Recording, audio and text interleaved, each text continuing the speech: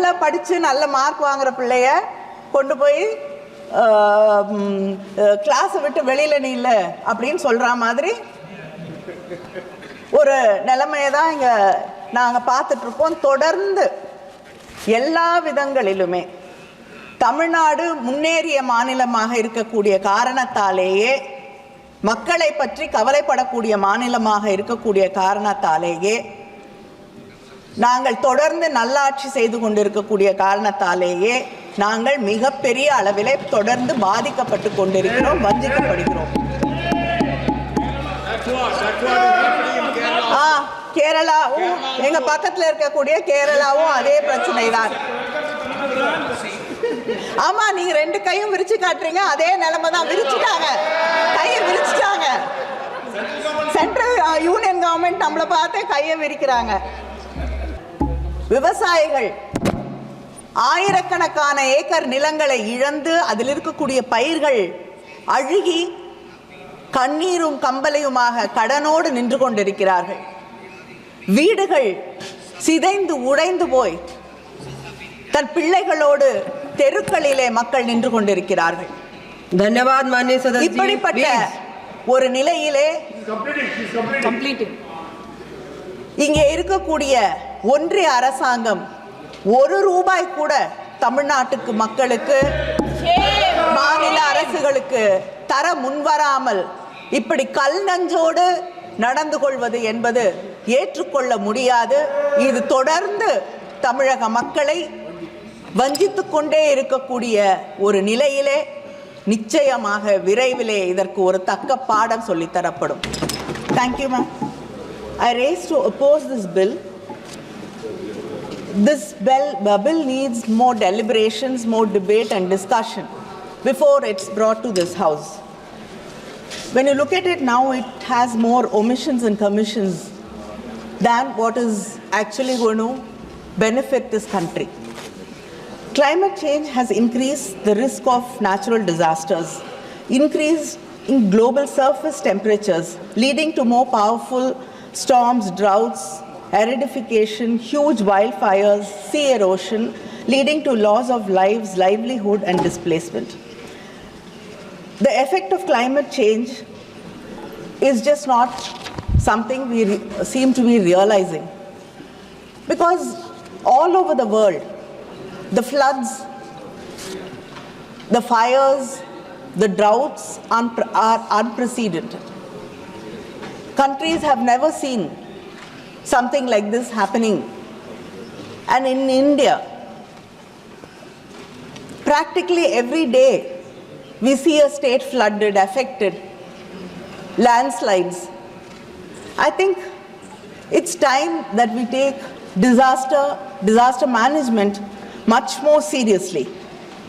There's no harm in hoping for the best, as long as you are prepared for the worst. We can never take anything for sure in this world, except for, of course, Honorable Member Nishikant Dubey's 0 hours, which I don't think anything else can be taken as a sure thing. And every time there is a cyclone, the union government proudly proclaims that you want the states. But sadly, the radars you have are not powerful enough to predict the storm in advance, giving us adequate warning. Your information is more like astrological predictions and not modern weather forecasts.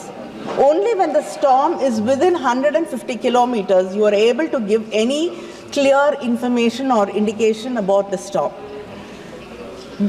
And that is practically just 1 day's notice. What can a state really do? How many people can it move to more protected areas? What can it actually do in a day's time? Whereas if you upgrade your high-end radars and if you're able to predict, because many of the countries are able to predict storms and disasters, particularly cyclones, at least when it is 300 kilometers away. That is 3 days of warning. If you are able to give state governments 3 days of warning, that will make a lot of difference in protecting the people and in moving them to safer places. And using satellite images with AI interpretations will also be very helpful and give us a clearer picture of disasters, because so many other kinds of disasters we are not able to understand or able to predict. You call yourselves global teacher, Vishwa Guru. Then we cannot be unprepared. If you're going to teach the world, if you're going to lead the world, I think we should show leadership in disaster management and protecting our people. But we don't seem to be really caring, because most of the times it is the underprivileged, the poor and the farmers who are the worst hit. We know how this government treats its farmers. So you've taken away their right to speak, dignity of life and liberty. And now we can't take their lives away too. Like most of the bills passed by the NDA, this bill is also detrimental to state rights. Cooperative federalism, which you keep talking about, has become confrontational federalism in reality. Disaster management is a state subject. Any amendments without consulting the states will have negative impact on disaster response. Para 6.1 has proposed including technical guidance to state governments and the authorities. Does it mean that the state will be bound by the advice of the union? And the bill proposes to create a national level, state level disaster database. This is something I think everybody of us over here will welcome. But will that study really be a in-detail study of all the terrains, all the villages, all the cities, all the states, districts, all the landscape, the terrains, and it has to include, if Tamrabarani breaches, you should be able to understand through the data which are the areas which will get affected, which are the settlements which will get affected. If a lake breaches, if a river breaches, this is the kind of data which has to be included in the database. And the most important thing is, once you collect data and create a database, most of the time the state governments are not able to access that data. This should not be the case, because we're playing with lives. It should be easily accessible to the state governments also. And we have to understand that sea erosion, and we have a very long coast, and every coastal city and village has the problem of sea erosion. Coastal areas are getting eroded, and also there are predictions that many of the cities in this country will be submerged. Many parts of the cities will be submerged underwater. So we have to take this into consideration and plan ahead to keep our people safe. Section 8B, a new insertion in the bill, talks about a high-level committee. This will act as a nodal body to decide whether the disaster is a serious major disaster or not. I am worried that because this committee does not have powers on its own, it will be completely under the government.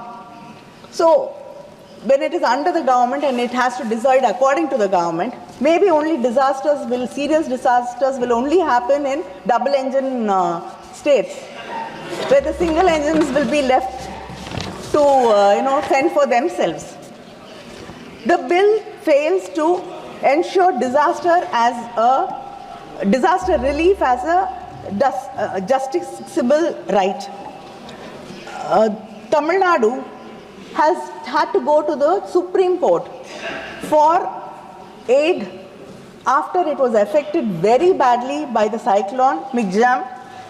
37,000 crores which it wanted to rebuild the lives of the people, the thousands and thousands of people, the houses we lost, the farmlands we lost, to rebuild their lives.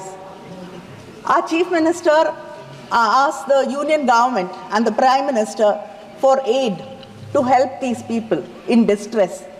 But we did not get a single rupee from the Union government. And today, we are forced to go to the Supreme Court.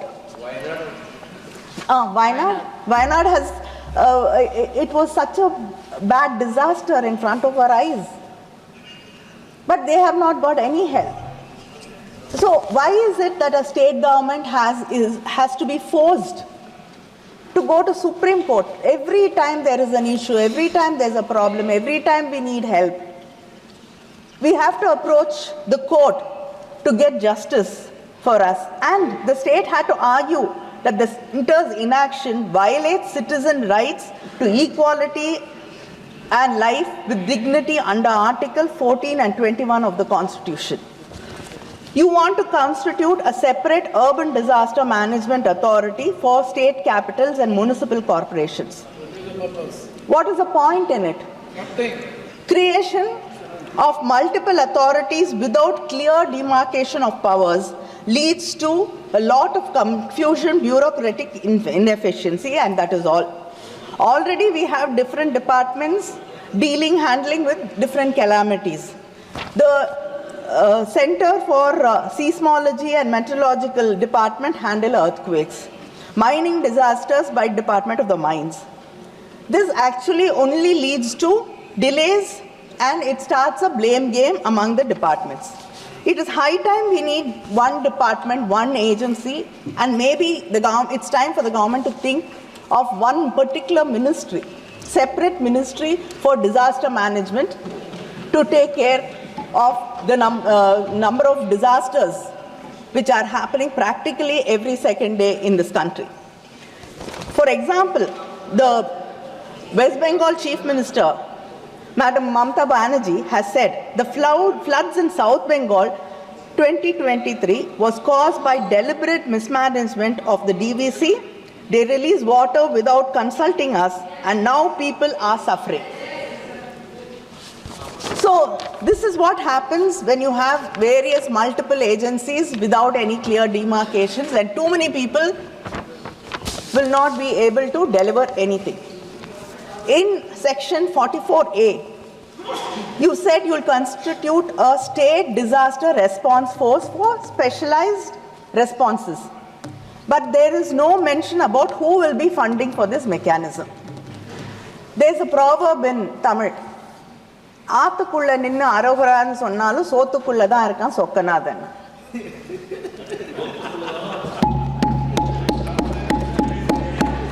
So, if you don't tell us who's going to fund it, again that burden will come on us.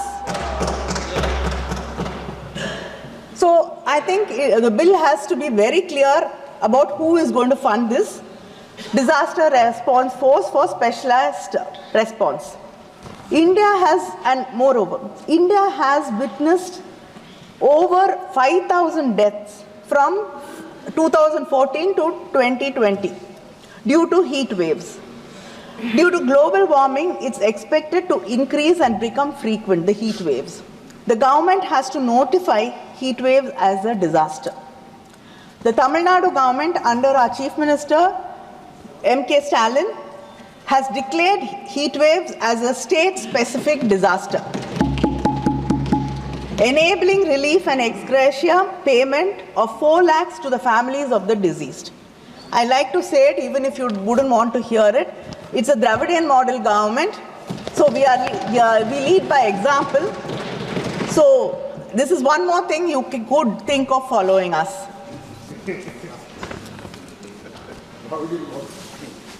Allocation of funds under the SDRF. Its 30% weightage is given to population and the area. This puts states like Tamil Nadu, which has controlled population, at a very big disadvantage.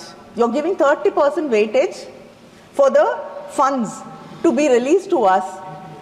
It puts us at a disadvantage. It is like you're punishing us for making sure that our population is under control.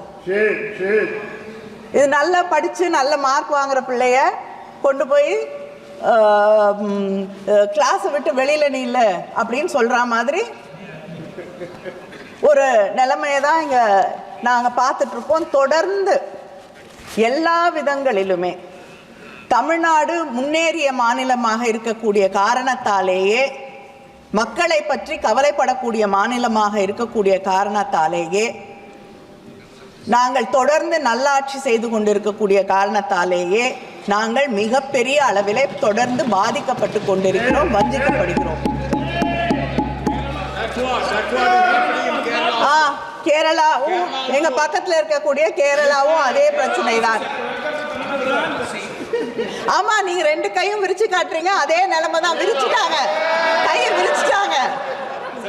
Central union government நம்மளை பார்த்து கையை விரிக்கிறாங்க. The disaster risk index,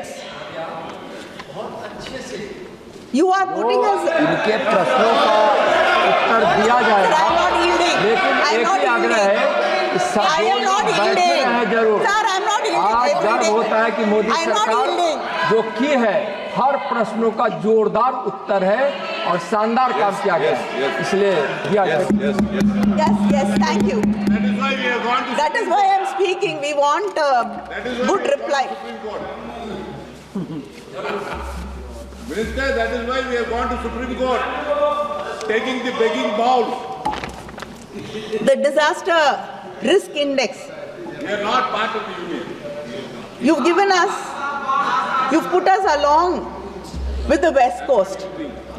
Historical study shows eastern coastal states are more prone to cyclones due to wind movement in the atmosphere circulation. But you have not put us in the high risk category. So, please, to be fair, you have to put Tamil Nadu in the high risk category along with Andhra, because we are faced with frequent cyclones and storms and it's increasing. Now, I'd like to, the minister, I hope he has a reply for this particularly, because I like to read some numbers out.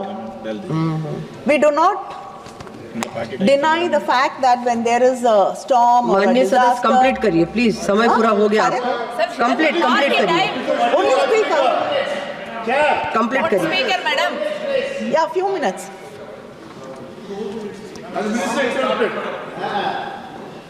In 2015 to 16, when there was floods in Tamil Nadu, they asked for 25,000 crores.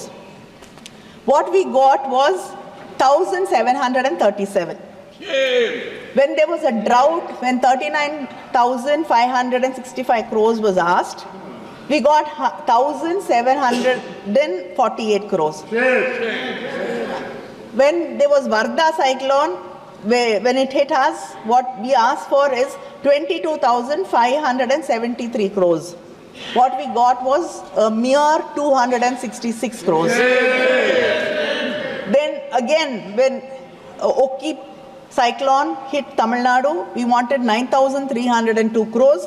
We got 133 crores. Gaja, 17,000 crores, 17,899 was asked. We got 1,146. Then again, when Nivar cyclone came, when 3,758 was asked, we got 63 crores. Then again, there were rains and floods and memorandums were given, nothing came. And now, last year again, we had cyclones and Tamil Nadu was badly hit, we got nothing. Thoothukudi, my own constituency, was so badly affected. We got nothing, not a penny. Empty promises. Ministers visited. Now, cyclone Migja.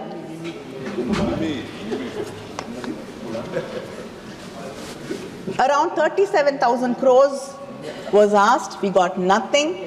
Now the Tamil Nadu government has been forced to go to the Supreme Court to get justice. And the cyclone Fengal, First, initially, the Chief Minister asked for 2,000 crores. Then, after the central team visited, we asked for 6,675 crores. We have got nothing. But then the central government announced that the union government announced that it got 2 minutes. Announced 2 minutes. I'm finishing. They announced that they're giving 944 crores and made it sound like they're giving us compensation for the floods and the cyclone. But actually, it was the STRF money which they had to pay. You're not giving us any money from the NDRF. But whereas the states have to bear all the brunt of what happens to its people, to the farmers, to the lands, houses washed away, lives lost, we have to take care of all of them. But you call this as one nation. And GST compensation. Tamil Nadu has lost nearly 20,000 crores in GST compensation. We've lost our fiscal autonomy. How do you expect us to take care of our people? 1 minute, madam. விவசாயிகள் ஆயிரக்கணக்கான acre நிலங்களை இழந்து அதில் இருக்கக்கூடிய பயிர்கள் அழுகி கண்ணீரும் கம்பலையுமாக கடனோடு நின்று கொண்டிருக்கிறார்கள். வீடுகள் சிதைந்து உடைந்து போய் தன் பிள்ளைகளோடு தெருக்களிலே மக்கள் நின்று கொண்டிருக்கிறார்கள்.